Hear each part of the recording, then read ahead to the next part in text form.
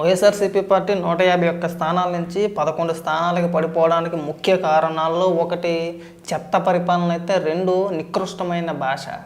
అధికారంలో ఉన్నప్పుడు కన్ను మిన్ను ఆనకుండా ఎవరిని పడితే వాళ్ళని ఎంత మాట వస్తే అంత మాట.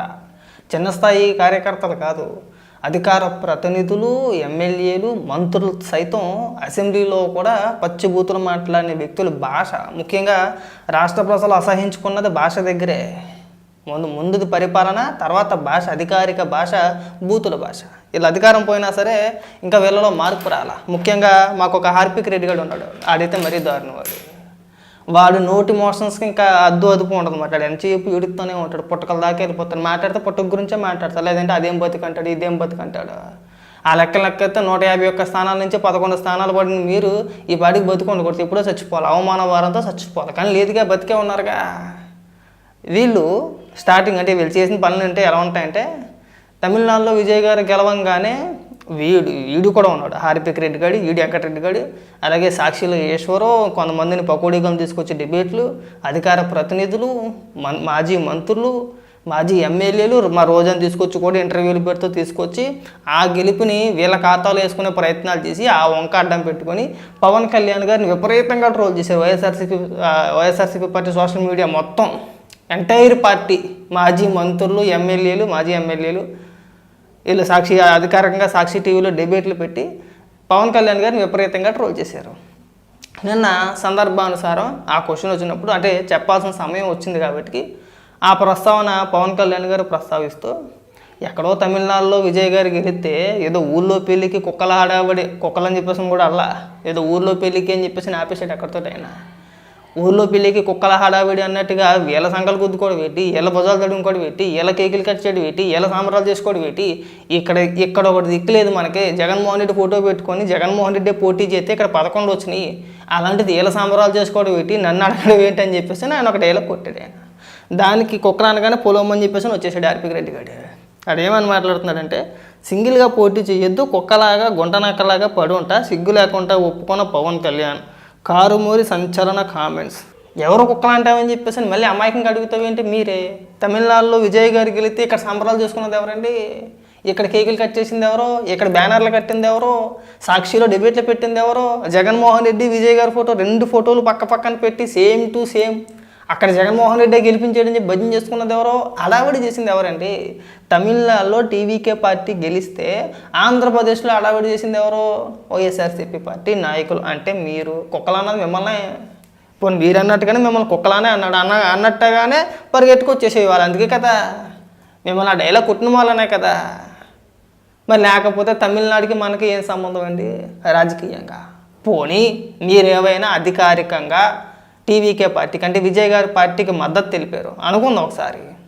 ఈ ఎన్నికల ముందు మీరు ఆంధ్రప్రదేశ్ మీ అధికార ప్రతినిధులు కావచ్చు, లేదంటే మాజీ ఎమ్మెల్యేలు కావచ్చు, పోనీ ఏమైనా మీరు తమిళనాడు ఏమైనా ఎన్నికల్లో ప్రచారంలో పాల్గొన్నారా? లేదు. పోనీ బహిరంగంగా పోనీ ఏమైనా మద్దతు ఏమైనా ఇచ్చారా? ఇవ్వలేదు. మీరు సపోర్ట్ చేసింది డిఎంకే పార్టీకి, ఘోరంగా ఓడిపోయారు, అది అందరికీ తెలిసిన విషయమే. విజయ్ గారు గెలవంగానే ఏదో ఒక సందర్భంలో ఫోటో పట్టుకున్నారని చెప్పేసి నాకు క్రెడిట్ మొత్తం దొబ్బెత్తనికి ఇక్కడ చూసి కేకులు కట్ చేశారు, జై జగన్ అని చెప్పేసి నినాదాలు చేశారు. జగన్ మూలంగానే అక్కడ అధికారంలోకి వచ్చారని చెప్పేసి క్రెడిట్ చోరీ చేసే ప్రయత్నం చేశారు. అయ్యబాబు, జగన్మోహన్ రెడ్డి క్రేజ్ మామూలు క్రేజ్ కాదు. జగన్మోహన్ రెడ్డిని చూసి ఓటు వేయలేదు, విజయ్ గారిని చూసి ఓటు వేయలేదు, జగన్మోహన్ రెడ్డి మొఖం చూసే ఓటేశారని చెప్పేసి భజన చేశారు. మామూలు అడావడి చేయలేదుగా. ఆ 4-5 రోజులు మొత్తం ఉదరగొట్టేశారు.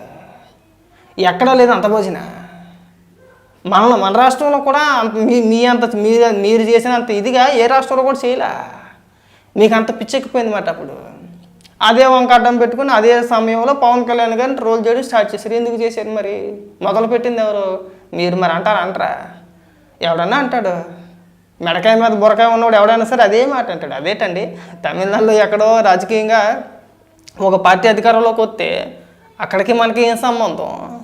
వీళ్ళు ఎందుకు సంకలు కూతుకుంటున్నారు? వీళ్ళు ఎందుకు అడావిడి చేస్తున్నారు? మేము అండబెట్టి మీకు మద్దతు తెలిపి కేఎస్ ప్రసాద్ ఆ పాషానే ఇదేంటండి ఊళ్ళో పిల్లకి కుక్కలు అడావిడిలాగా వీళ్ళు గిలగలు ఆడిపోతున్నారని చెప్పేసి వాళ్ళే అన్నారు. వాళ్ళే చెప్పారు. కుక్కలు అనకపోతే ఏమనాలండి? తమిళనాడు రాజకీయాలకి మన రాజకీయాలకి ఏం సంబంధం అండి? ఒకదానికి సమాధానం చెప్పండి మీరు. పోనీ అక్కడ రాజకీయ పరిస్థితులు వేరు, మన రాష్ట్రంలో రాజకీయ పరిస్థితులు వేరు. పోనీ అలాగే లెక్కేసుకుందామండి. విజయ్ గారు పార్టీ పెట్టిన 2 ఏళ్లలో మొదటిసారి ఎన్నికల్లో పోటీ చేయగానే అధికారంలోకి వచ్చేసారు. జగన్మోహన్ రెడ్డి ఎప్పుడు వచ్చాడండి? ఎప్పుడు పార్టీ పెట్టాడు? 2011లోనే ఎప్పుడు పార్టీ పెడితే 2019లో అధికారంలోకి వచ్చాడండి. 8 ఏళ్ళు పట్టింది. మరి జగన్మోహన్ రెడ్డి కంటే విజయ్ గారికే క్రేజ్ ఎక్కువ కదా. మరి ఇక్కడ జగన్మోహన్ రెడ్డి శాతకానోడు కదా. 2019లో 151 స్థానాలు ఇస్తే 2024కి 11 స్థానాలకు పడిపోయాడు. ఉన్న 151లో కనీసం సకానికి సగం కూడా నిలబెట్టుకోలేకపోయాం కదా మనం. ఏమండి, సకానికి సగం నిలబెట్టుకున్నారా? పోనీ ఎంత దరిద్రపుటి పరిపాలన చేసినా సరే. ఇప్పుడు స్టాలిన్ గారికి ఏమీ అంత ఘోరంగా రాలా, 60 ఇంచుమించుగా బాగానే వచ్చినాయి వాళ్ళకి కూడా. చెప్తున్న ఉదాహరణకి మనకి ఎన్ని వచ్చినాయి అండి? మనకి ఎంత శాతం వచ్చినాయి? 175 స్థానాల్లో పోటీ చేస్తే మీకు వచ్చిన సీట్లన్నీ 11. ఎందుకు పడిపోయాం? 151 స్థానాల నుంచి ఈ 11 స్థానాలకు పడిపోవడానికి గల ముఖ్య కారణం ఏంటి? మీ నోడుదోల. ముఖ్యంగా మెయిన్ కారణం దరిద్రపు కొట్టు పరిపాలన, అవగాహన లేని నిర్ణయాలు, ఏమన్నా సరే బూతుల దాడి. ఇలాంటి ఈ నోటి తోలగాలు ఎవరైతే ఉన్నారో ప్రధాన కారణం జగన్మోహన్ రెడ్డికి 11 స్థానాలకు పడిపోవడానికి ప్రధాన కారణం మీరే. ప్రతిదానికి సంకలు గుద్దుకోకూడదండి.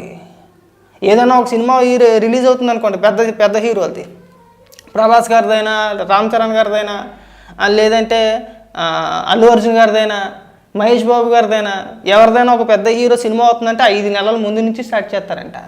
5 నెలల ముందు నుంచి ఆ సినిమా పోస్టర్లు, ట్రైలర్స్, లేదంటే ఇంకోటి టీజర్లు అలా రిలీజ్ చేస్తారు కదా. మొదటిసారి పోస్టర్లు రిలీజ్ చేసిన కానించి మొదలు పెడతారంట వీళ్ళు. ఏ విధంగా?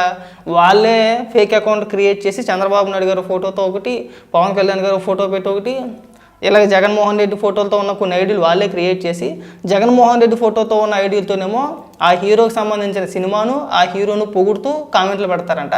చంద్రబాబు నాయుడు గారి ఫోటో, పవన్ కళ్యాణ్ గారి ఫోటోతో ఉన్న ఐడీలు ఏవైతే ఉన్నాయో వాటితోని ఆ హీరోని, ఆ సినిమాని తిడుతూ కామెంట్లు పెడతారని చెప్పేసి ఎవరు చెప్పారండి?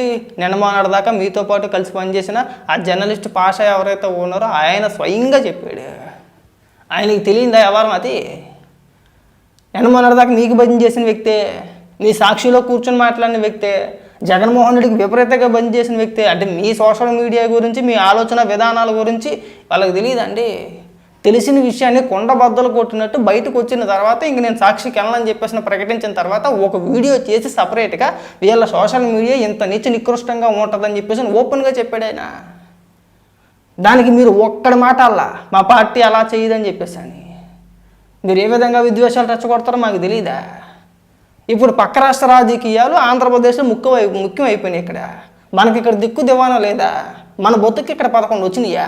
సత్యమని చెప్పి అంటే పట్టుమని ఇక్కడ మన రాజకీయం మనం వెళ్ళామా?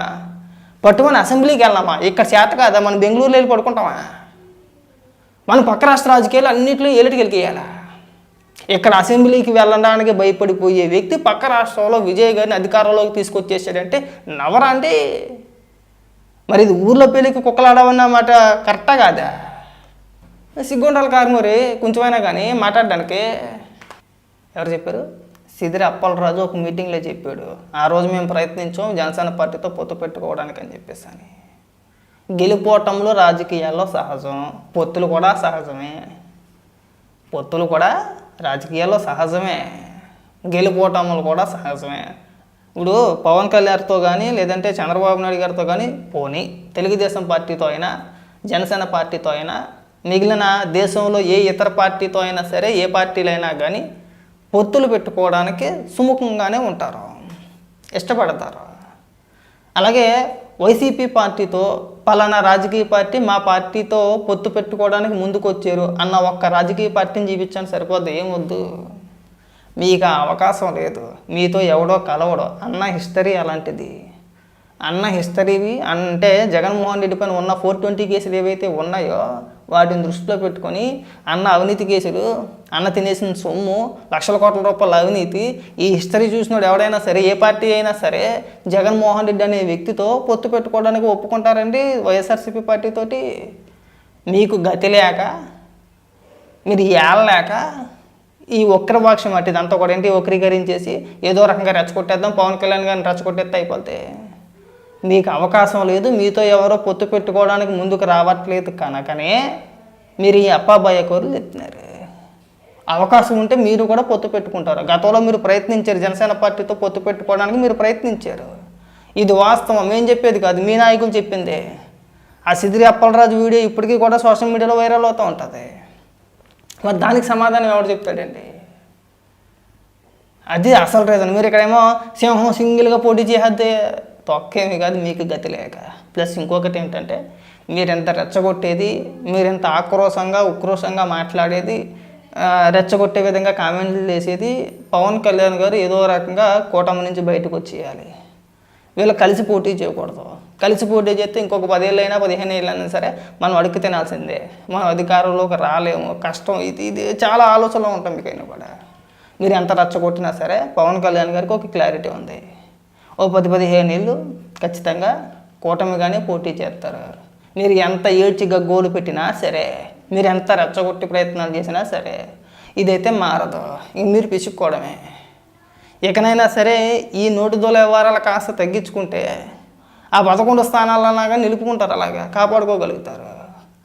మిమ్మల్ని రాష్ట్ర ప్రజలు అసహించుకోవడం మెయిన్ కారణం ఏంటి? ఈ భాషే కదా, ఈ నోటి దోలే కదా.